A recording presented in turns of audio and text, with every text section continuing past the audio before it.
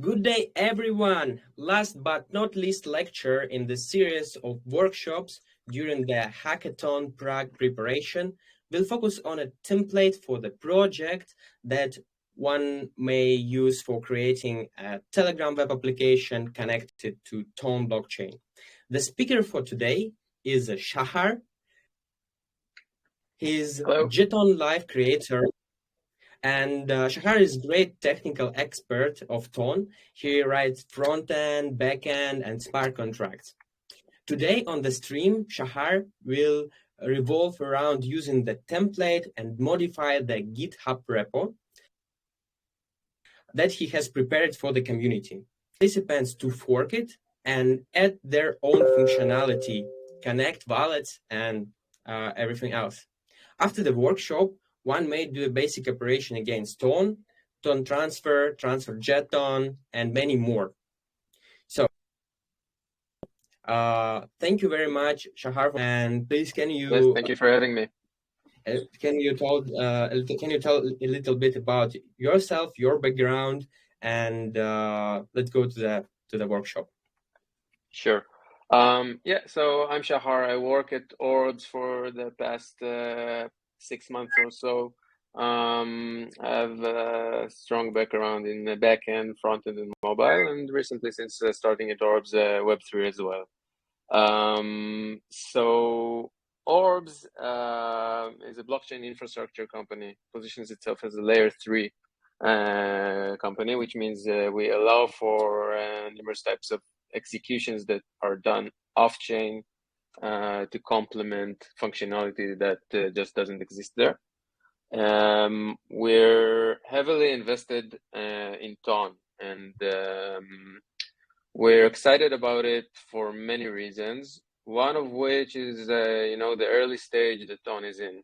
So Ton is, I think, very exciting technically speaking, but it had this history where it had to sit, on the fence for a few years or so, and now everything's picking up, and the ecosystem is still very young. You will see in this workshop that it's hard to work with it at this stage, but it's also a great opportunity. So this was one of the main reasons why creating Jeton Live was something that came at the right time, because the Jeton standard came out, and there was no really a good tool to deploy your own Jetons. So wrapping all of that in a decentralized app was something that was rather simple in a sense, but has a huge impact on the community. And there are many more things much bigger that we plan to do. But also, I think another exciting aspect is the community sense of it, that we're working on standards with other teams and creating open source organizations such that everyone can contribute to it. So hopefully, this becomes a synergy thing where all the tooling and the development environments become really comfortable to work with, gain the all the knowledge from the different teams. So Orb specifically aims to provide, for example, a gateway for interacting with the chain. It's a real problem today that we don't have a really free to use Ton gateway where you can even make simple get calls. Everything is rate limited or partially available publicly. So Orbs plans to utilize its L3 infrastructure for that. Also, we have on our roadmap a voting centralized app similar to snapshot.org, if you're familiar with it, that will help with building DAOs on Ton and providing a means to vote on proposals based on stakes in Ton or in Jetons. And another thing we're working on is a product to help you verify sources. That's also a big problem that we have now. If you take a look at a certain contract on chain, you don't know what source it came from. So we want to provide, a system where you can upload code, and we will verify that it matches whatever on chain. So we have many things coming up on Tone. We're really investing it. One of the reasons I'm participating in person, the conference starting tomorrow. So yeah, I'll be there acting as a judge, hoping to, get to know as many interesting projects and teams. And feel free to hit me up. You have the Telegram handle right here. And I'd be happy to assist anyone participating in the hackathon, technically or product. So yeah, that's about me and Orbs. Great, thank you very much. Now for our viewers, don't forget that we have a contest for the best question for Q&A, and the winners will receive 30 ton, and you can prepare during the presentation and workshop. Okay, guys. Sahar, dear viewers, we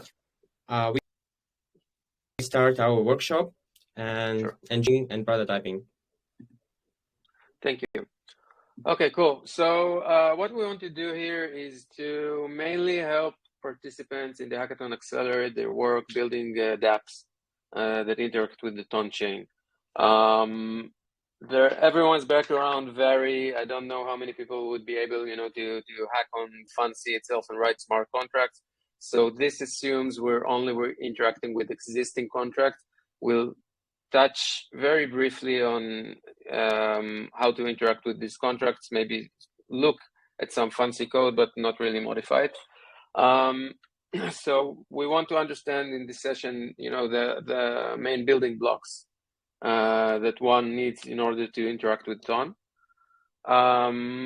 So another thing that I should mention that, we named it as a TWA session, but we're really piggybacking here the TWA as a means for distributing the app and getting up to speed. We're not really using the TWA API.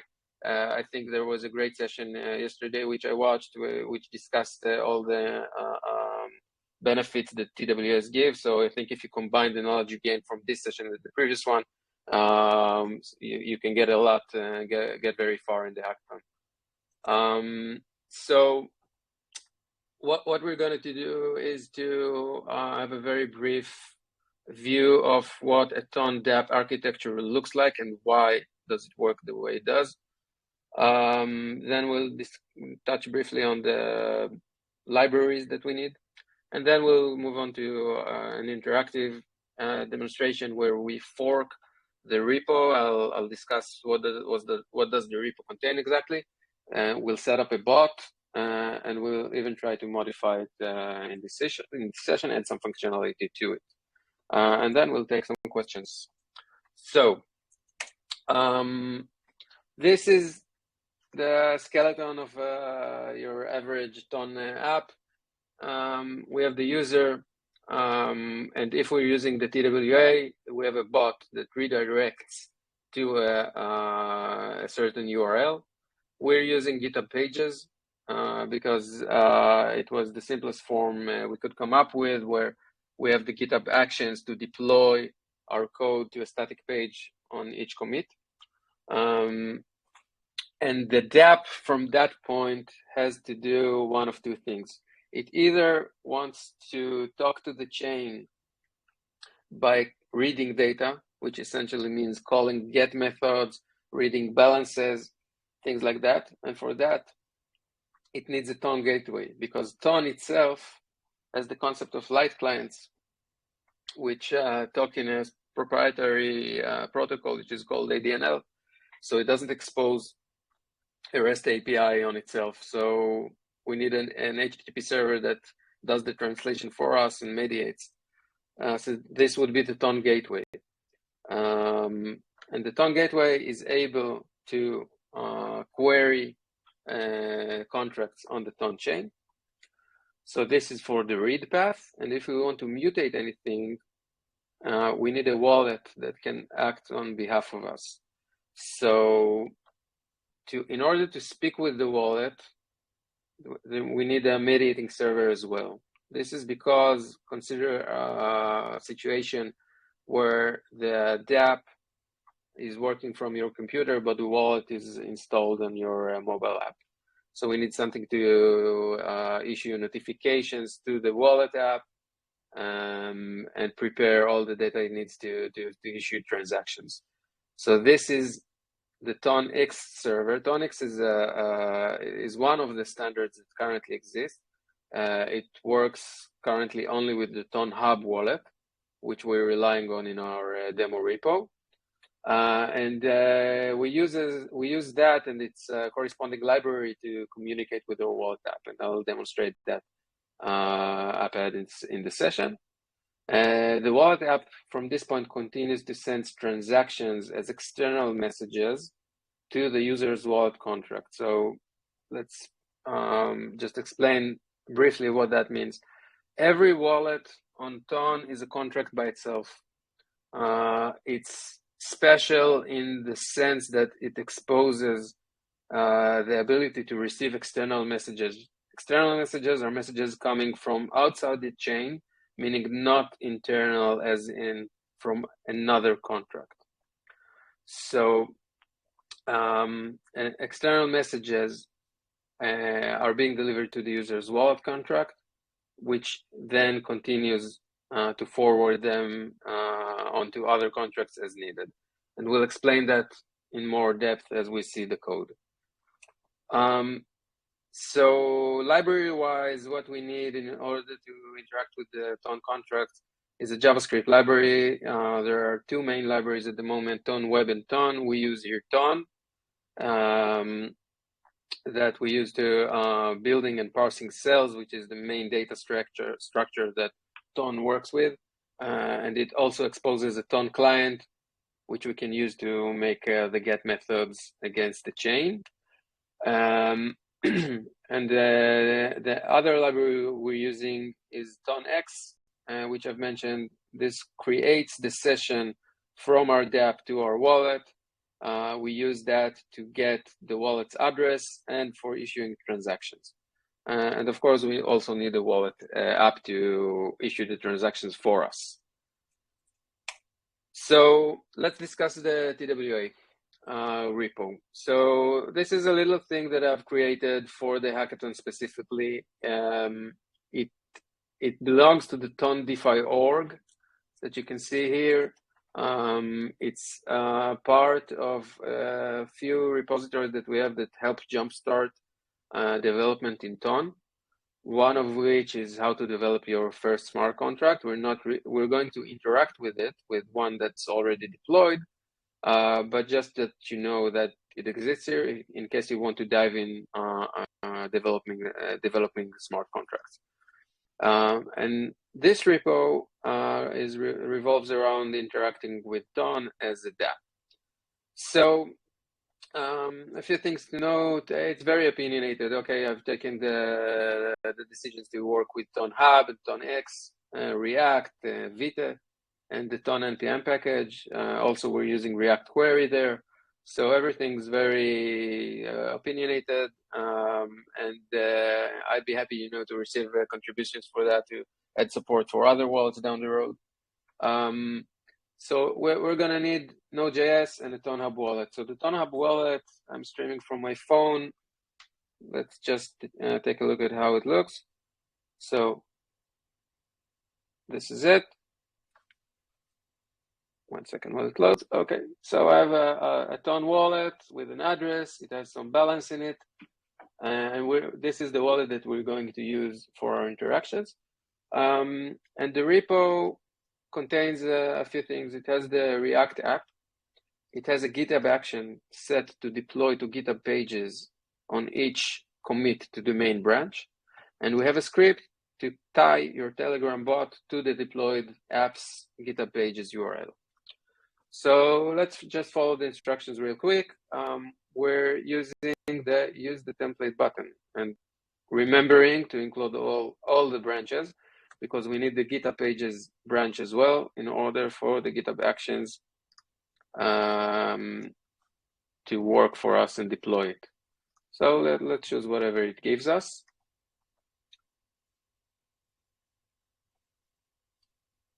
And we can close that. Cool. And now we're going to clone it and install what we need.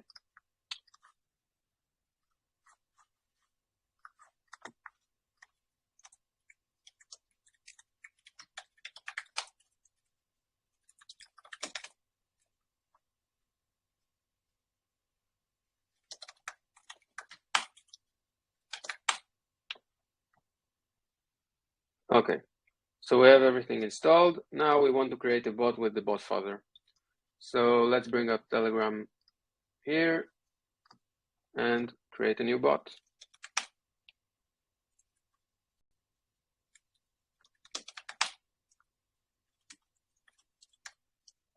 Probably there will be some like this, so let's choose a random number. Okay, good. So we have the access token, which is essentially what we need. And now we run the configuration script. So we're entering the access token, it auto detects our username and repo name. Good, so it tells us that now this bot will redirect to this GitHub Pages URL. So let's just verify that the GitHub Pages deploy action is completed.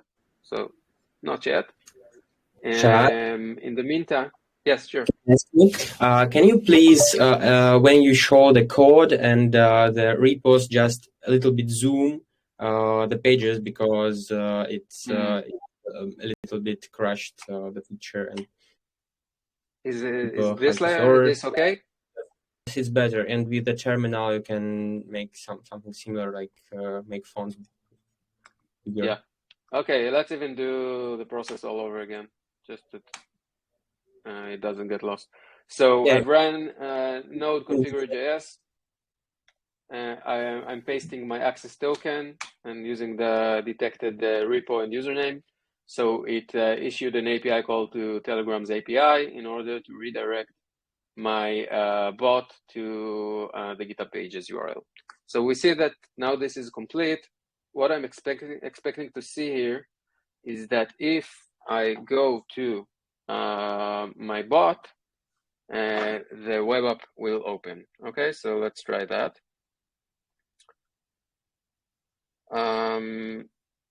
So bot father.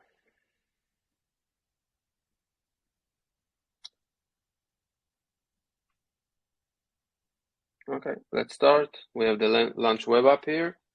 Let's see. Okay, we can make this larger too. Cool. Okay, so we have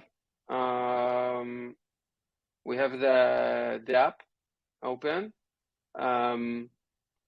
One thing that's interesting that I was already connected. I'm not sure how it shared the local storage from another site. That's odd.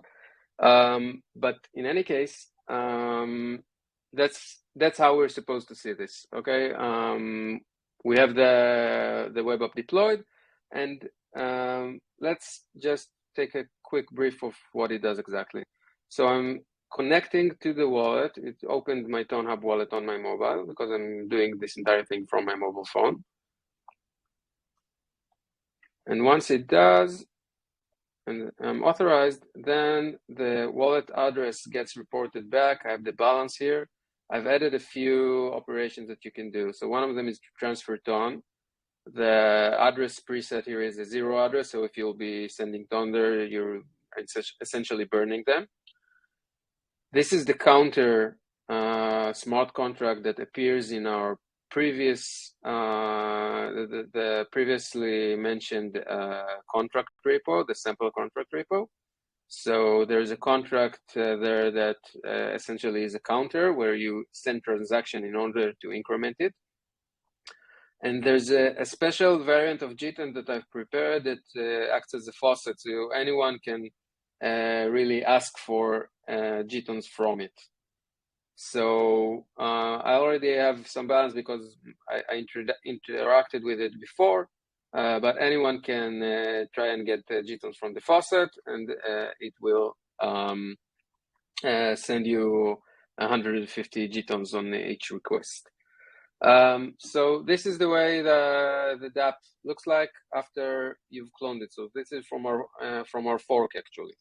Now let's open the code, make sure it's nice and big, and take a look at the entry point. Okay. So first thing we see here is regular React app. We're using the React query, hence the query client provider that we see here. And we move on to the Tone connector. So Tone connector uses the React ToneX, which is a React binding for the ToneX mediating library, reminding you that this is the part that's responsible for connecting your dApp to the wallet. It does so via a server, which holds the sessions. And we're also constructing here a Tone client, which is the part that we use in order to make get calls onto the chain. So what I want to show here, I won't go through the entire connection logic, but once we do connect, if we're not connected, we're showing the part where you have the button, or in the case of desktop, that would be a QR code, which you can scan. And if we are connected, then we're showing all these parts that we just saw. So this would be Tone wallet details is the part with the balance. Transfer tone is what lets you transfer tones to a different address. This is for interacting with the counter contract, and this is for the Gtons. So let's go over this really briefly because I want to make sure we have time to make the modifications to the Gton part. So Tone wallet details. What it does is uses a React query, which is really a library for helping with maintaining asynchronous state. So we're doing a fetch here, and then it returns the data here. So TC stands for the Tone client.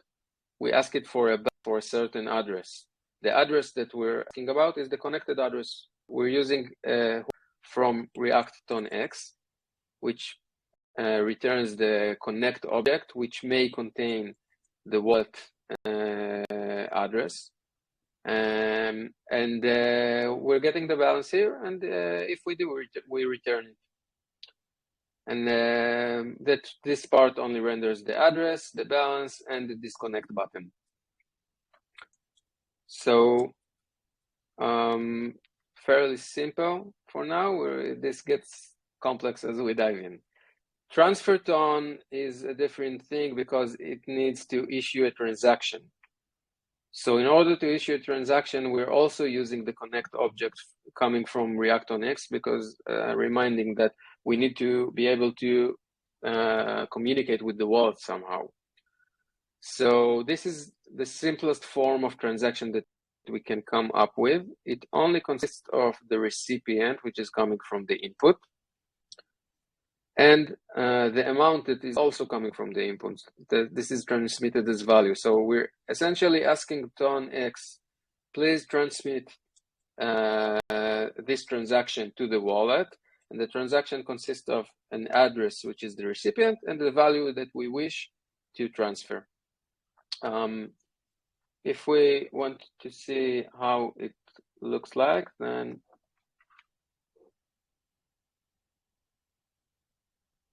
let us open this and hit the transfer. So it says transaction requested, please check your wallet.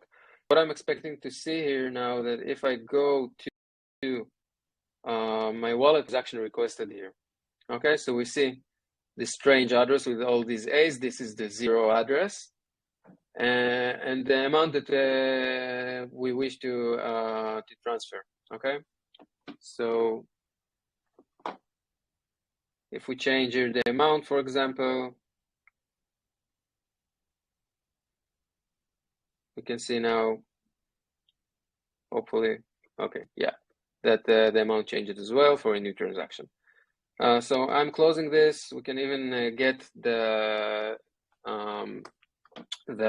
status back from TONX, so it tells us that the transaction was actually rejected by the user. This is important because everything is highly distributed here. It's not like a REST API where everything happens within the dApp. The dApp doesn't know directly what happens with the transaction. It relies on TONX to tell it how the user actually interacted with the wallet app.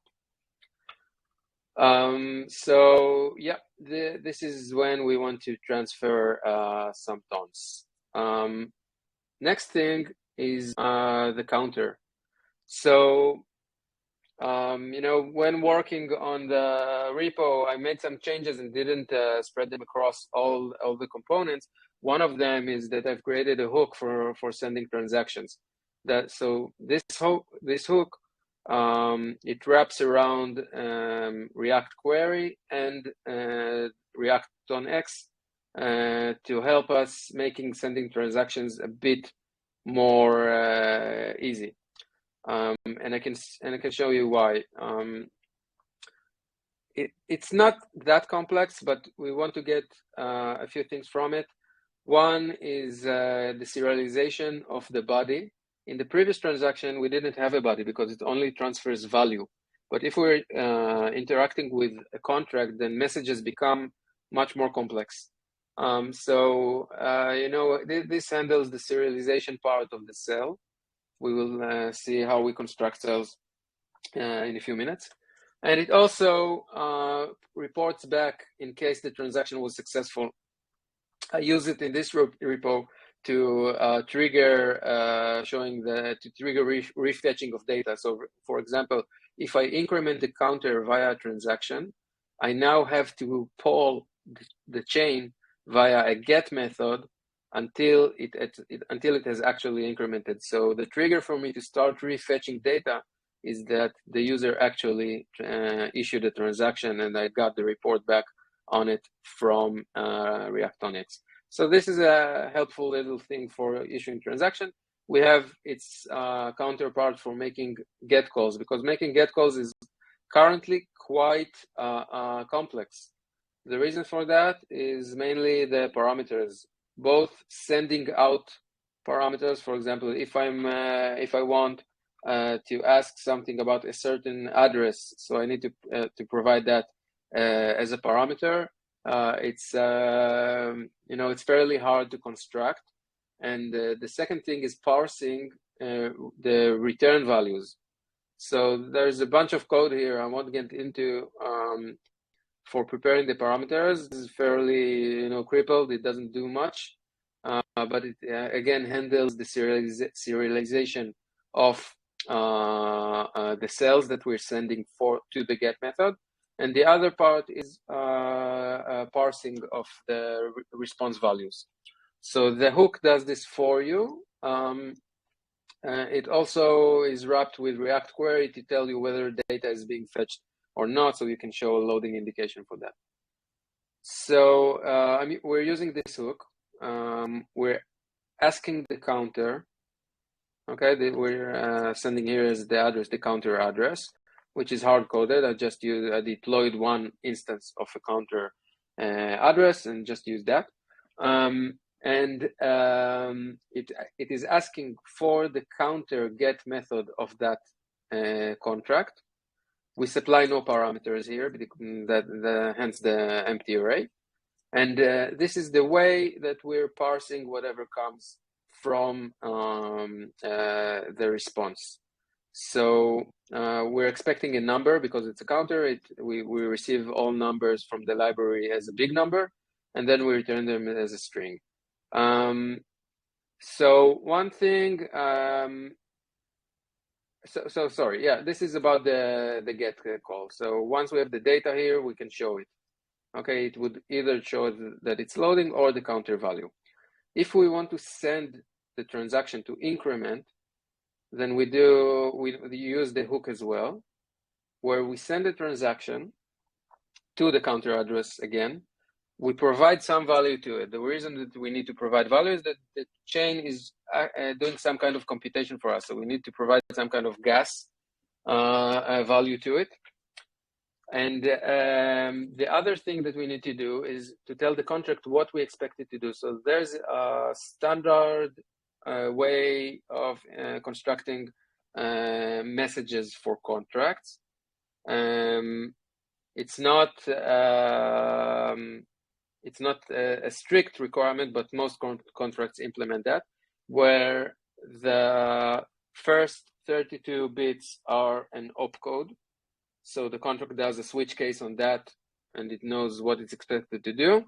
The next 64 ones are a query ID, which is something like a distributed tracing ID that contracts can pass on to another, and then you can look at the chain and look for your query ID to see what happened with your transaction in case it gets distributed across few contracts. And here would be the rest of the body. So we have the builder pattern here, okay, begin cell. This is coming from the npm ton library.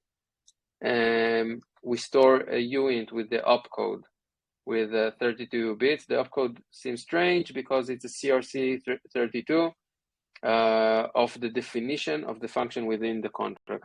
So let me show this real quick.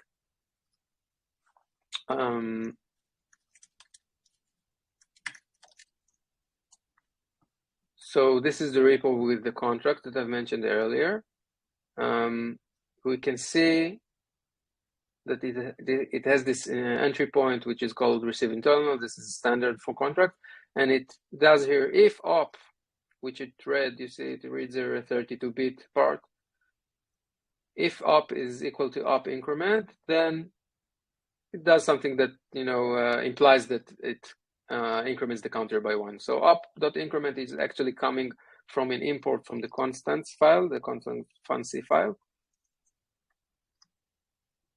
And I just want to show you that the op increment corresponds to the same thing, okay? So this and this are equal. So this is the way the contract knows what I want it to do. It also exposes other operations there that we're not triggering with this transaction. So I won't be demonstrating it here, but if you press the counter increment button, it issues a transaction to your wallet. If you approve it, it will increment to 25. Okay, so the next part, which is the most complex at the moment, is the JSON. And the reason is that this is a real use case. I mean, JSON is a fairly complex standard. And we're using a few of its operations here.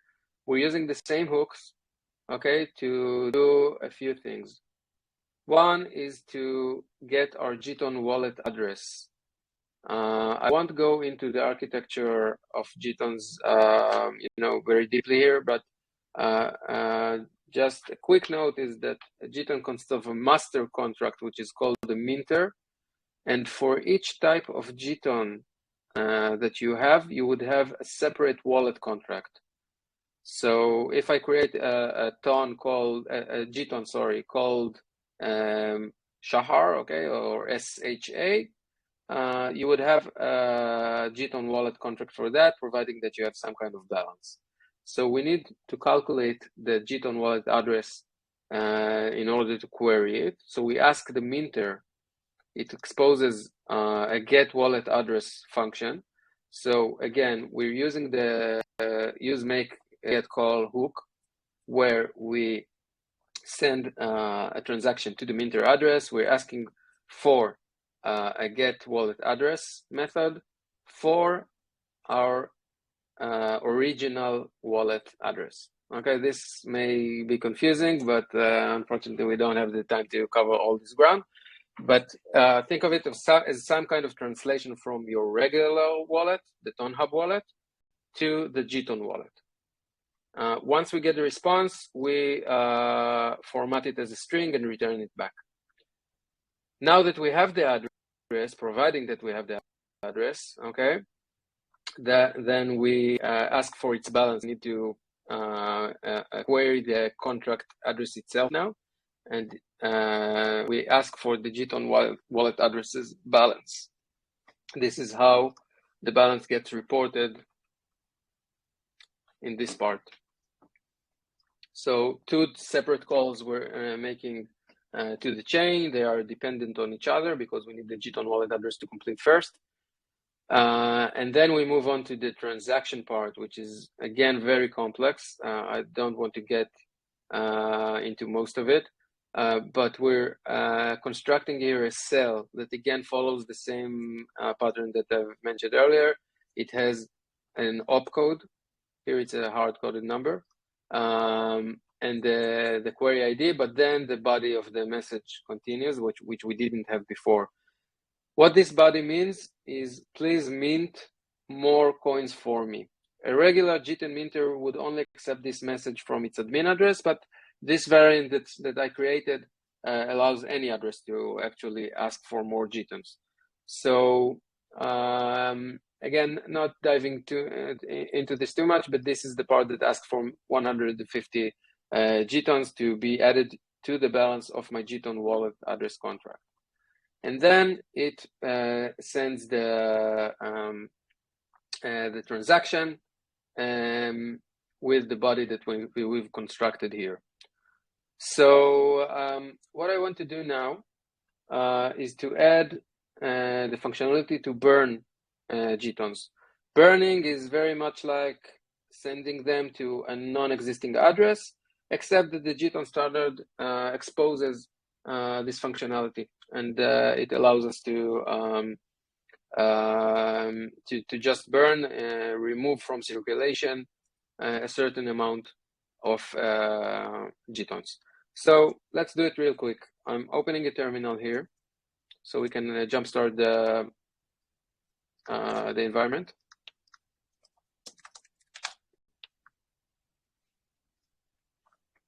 So now this is what we have locally, okay?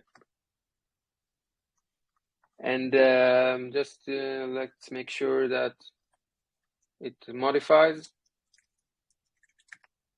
Okay, good. We see it here. Now let's add a button.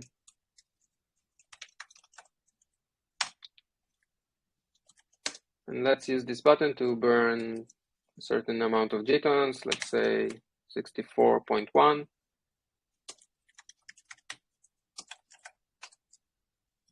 And now what we want to do is to issue another transaction. So the first thing we need is the burn opcode.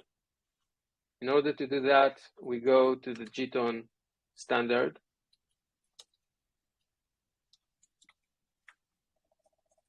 and look for the burn specification there. This is called TLB. It's a way of describing data structures that are used across the Ton blockchain. And we see that the opcode for burn is this. Okay, so we copy that.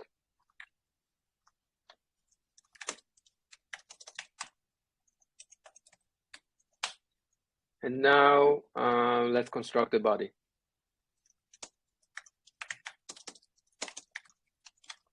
So we begin a cell, and then we need the opcode as before. It's going to be a 32-bit uint. Then we need the query ID, which is going to be 0 because we don't really care about it at the moment. And then we're going to tell it how many coins we wish to burn. So I want to open this one more time. Okay, because we see this is the part that represents the 32 bits.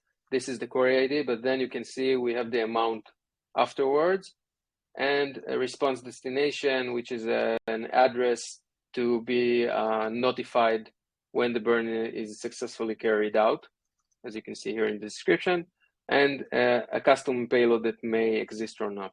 So we need to correspond to this TLB structure. So I've used store coins, okay, to store the amount. Now I'll be storing the address. For the address, I can use the user address that we have, and we'll do a store ref maybe null because we don't have any custom payload that we want to forward anywhere. So this will be our burn body. Now, all we need to do is to complete the builder. So we get back a cell and we issue the transaction. So this again goes, I'm using address parse because the Gton wallet address is currently a string. I'm passing a certain value to account for the computation done on the chain and adding the burn body to it. So yeah, to recap, what we've done here is we've added a button that constructs a body that will be sent to my Gton wallet address and instruct it to burn via the opcode with combination of the amount of coins that I wish to burn. So yeah, let's try it now. This is coming from my desktop, so I'm expecting to see a transaction request here. This represents the burn operation that we've just constructed. And now you can see that we're loading here, okay? We're loading until we see this, go down to 760 something, 20 something, okay? No, the reason that it went down by so low is because we sent it as a 64.1 nanos. So there are the way that coins are represented on blockchains usually is without a decimal point. So what happens is it only burned a very small portion of the coins that I wanted to burn. 2 nano, actually what it does, it pads the value with 9 zeros, so it actually becomes 64.1. So let's do that again. So again, we have the transaction requested.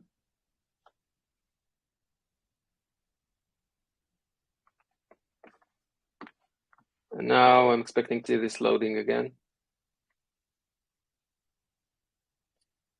The Ton blockchain is very quick. It takes around maybe 7 seconds to close a block, and you can see my Gton balance here going down. So last thing we can do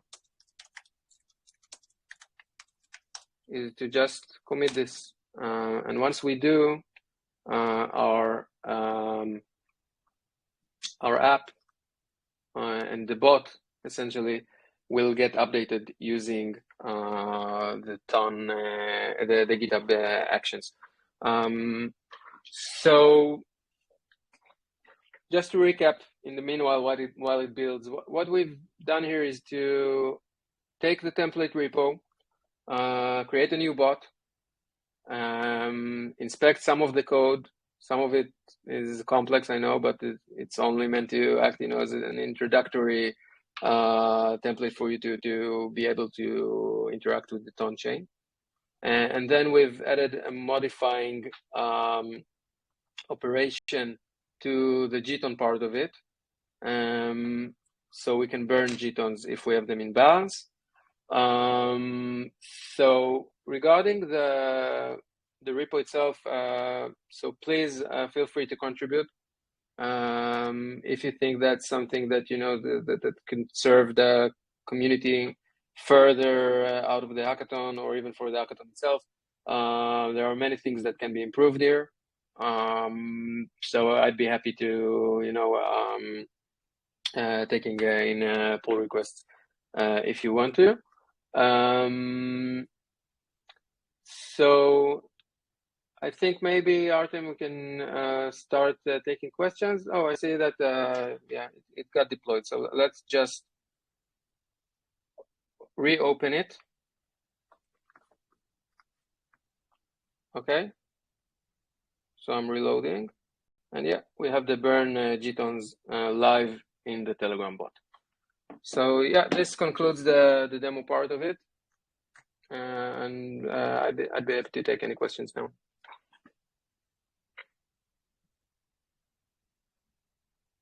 Okay, great. Thank you for the great workshop. I think our viewers really enjoy it, and as well, you can ask Shahar in the event in person and ask any questions and help list of the questions. So first is from a guy who's tag name the Open Net Fork.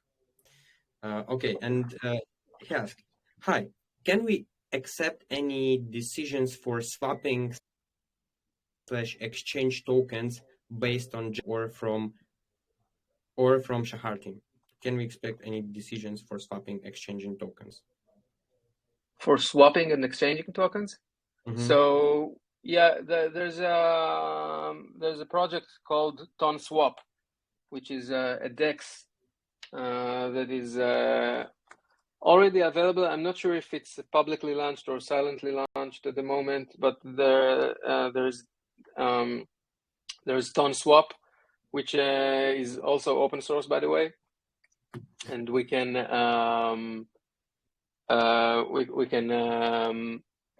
use that in order to exchange Gtons and create pairs of tons of coins to be swapped. So this isn't really in the scope of Gton Live, but we have options for that. Also, just notice that Tonana, that Breach provides a rapid Solana, Near, Atom, Aurora tokens, has placed or released these jetons on TonSwap, and the team of TonSwap will be also here in personally on the event. And guys, you will also be able to ask experts for help or consultation. Another other question from Victoria. Oh, I appreciated by info from Shahar on stream. So I can create a bot in Telegram, connect him to the web app, and allow to connect users Stone Wallet through the web app. It will be a nice way to take payment through Telegram. So can I create a bot in Telegram and connect him to the web app and allow to connect users Stone Wallet through the web app? So the way we connect with the Ton Wallet app is what I've demonstrated. I mean, I'm not currently aware of any way of doing it in a more integrated way. I mean, such that the wallet is connected directly to the Telegram app itself. That's why we're using all this machinery of Ton X and issuing transactions to the wallet. So yeah, I hope that answers it. Okay, great. Thank you. So guys, we are waiting for your questions. That is that the best question will be rewarded by 30 tons. And the next one from, can I specify in two field ton domain? That's a good question. It depends on how the Ton DNS standard works. I am aware that there's a way of connecting your Ton DNS to a certain wallet, and I only assume, okay, and I say it very carefully, that I only assume that it does handle such a case where it forwards the value sent to it to a certain address. What I'm aware of that, even in Ethereum, people aren't really using that when they're transferring, especially, very sensitive amounts of money, because, you want to go as low level as you can to be certain that it reaches, wherever you think it should reach. But I'm not 100% positive. It's something that can be checked with small amounts. But to answer that completely, we would have to inspect the Ton DNS standard. Okay, understand. So now we have like the list of Okay, great. So it will be a question mostly for people who is Web2 developers and like backend guy, Java, Django's, and they will come to the event and they have a question. Why write or implement blockchain applications at all in centralized Django web server? What is the main So applications for like classic web developers? So bullet points. yeah. So yeah, I wanted to touch, technically on the differences between, classic apps, REST API apps, and blockchain. But here we're talking about, a broader sense of it. So there are a few things, I think. One of them is the guarantee that you're getting. I mean, you're not hosting anything. There's this blockchain that you trust that will continue forever and will store your data forever in a decentralized manner. So you're not worried about, things being sanctioned or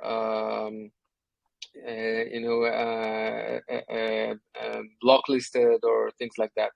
So you don't need permission from anyone to deploy a contract to the chain. I think that's a very powerful idea.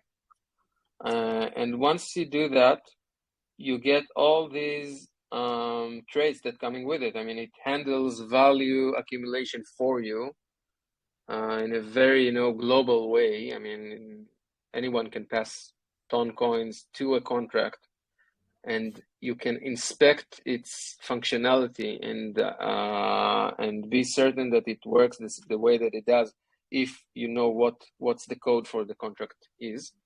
Which relates to what I've discussed at the introduction, where we want to provide, the sources repository for the contract to help with things like that. And then I think it gives you, a very important level of confidence of passing value and money to contracts, which can do, pretty complex things.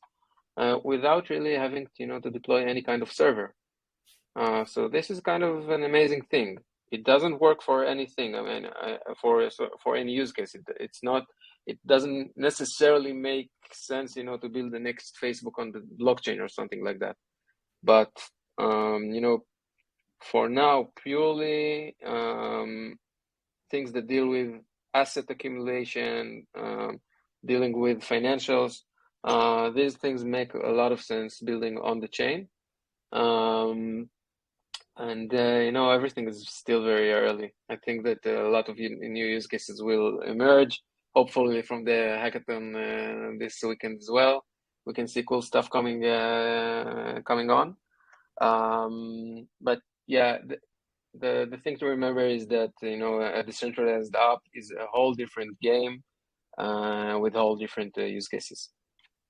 Yeah, I understand. From my point of view, and like I think from the business point of view, the most exciting thing for me is that you as a developer can develop. If you talk about fintech and working with financing, the business logic that could be deployed on the blockchain, and you can transfer ownership or administration for your business stakeholder. And from that moment, you as a developer have opportunity to impact the code, to impact the data. So the business is safe from their developers, because sometimes if we have team of the developers that should be paid for like all time of life cycle of the application, and it could break the business in some way, there people can make a discussion with each other. So it's very safe for the business to implement their business logic on chain, on based on smart contracts, and handle all that after the implementation. Okay, another question. How did you get started with Ton blockchain and smart contracts? So yeah, the first thing that I was asked to do when coming to Tone is to design the system that would later be the voting part where I mentioned that would help facilitating DAOs. And then this opportunity to create Jiton Live came up, and I've done most of my early work on that. So I didn't really do a lot of smart contract writing at the beginning, because I just had to study the standard of Jiton Live.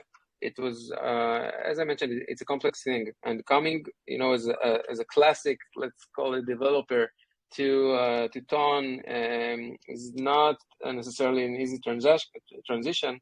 Considering the fact that you need to learn Fancy, which is in its way not that hard, I think, but the paradigm is a bit different, and also TLB is could be non-trivial to understand and parse for a human.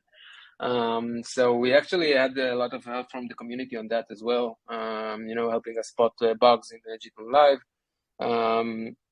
and bringing it to maturity. So I would say, one thing was relying upon the knowledge already gained within my team. So, most of you probably have heard of Tal Kol, which is, very prominent contributor for the ecosystem. He's the one who created the Ton Starter contracts repo. So this is, it was a very good starting point for me. There are also very good blog posts by him on the Ton Society site, where you can learn about the difference between Fancy and Solidity, for example, and the different, even within blockchain development, there are different paradigms, and Ton is a different thing completely than Solidity. So yeah, there was that repo. There was a lot of reading of the documentation of Ton, some of the white papers, which are also great.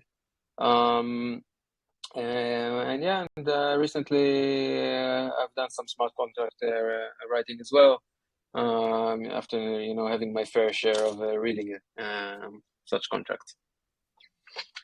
Okay, great, thank you. The next question. Now, to create centralized applications for Ton and Telegram, we must use or any other cloud storage for front end, some off-chain logic. And the question is, can we build in the future fully decentralized application on Ton, including front end and some like what is now on the backend side on chain? Okay, yeah, so that's a very good point. So there are a few things. One of them is, if you're considering storage, then there still exists the option of IPFS, which we're using currently as a temporary means of storage until Ton storage comes out. So Ton storage we don't know too much about, but for me, anything that replaces IPFS would be good, because IPFS is very hard to work with at the moment, unless you're using your own pinning services, and then it kind of loses the point. Then I don't want to get too much into it, but the entire replication part of it doesn't scale well enough at the moment. So Ton storage is one aspect of it. So that could provide scalable storage, because storing everything on the chain is too costly.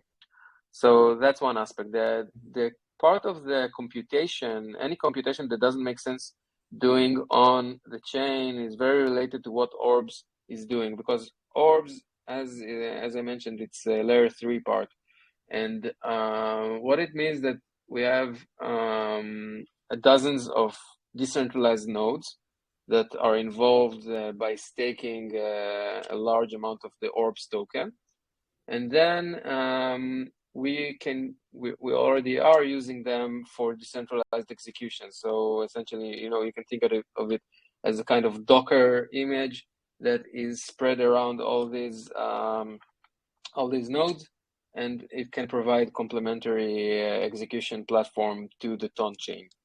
On Ton itself, I think the only computation part I'm familiar with is the chain itself. So hopefully Orbs could provide great value here.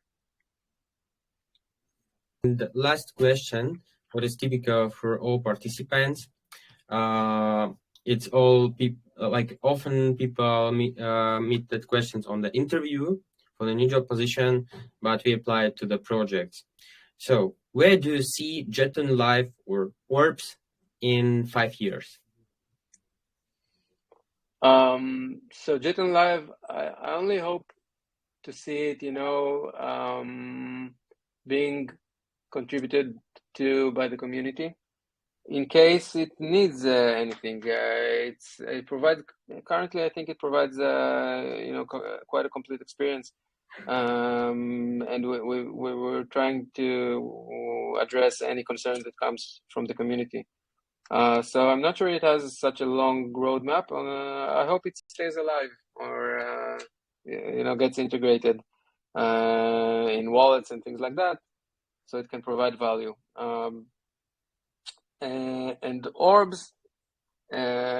So I think the best thing I can wish for orbs is relates to what I've mentioned before, that it gets to use this incredible asset of the decentralized execution platform, which is something that is very hard to build, and harness all the value that it can from it. So it actually runs substantial computations for the Ton community, and becomes like a first-class citizen within the ecosystem for that purpose. Nice. Last thing, what you can wish for the participants of Hackathonics Prague? So yeah, I think first of all, I wish them to come up with great ideas, to not get scared of the ecosystem. There are many, again, paradigm shifts that you need to make. There are many tooling nuances and annoyances that you need to come across. So don't get intimidated, and on the other hand, don't be shy. I mean, just hit me up or any other of the mentors, judges, to get help with what you need, so you can really make something useful over your time in the conference. And I'm really looking forward to meet everyone. Great, thank you very much. Dear viewers, thank you for your attention and questions. Happy to see you tomorrow on the hackathon and first day of the hackathon. And let's enjoy the coding, prototyping, and building on Ton blockchain in Prague this week. And have a nice rest of the day. See you tomorrow. Take care. See you tomorrow. Bye bye.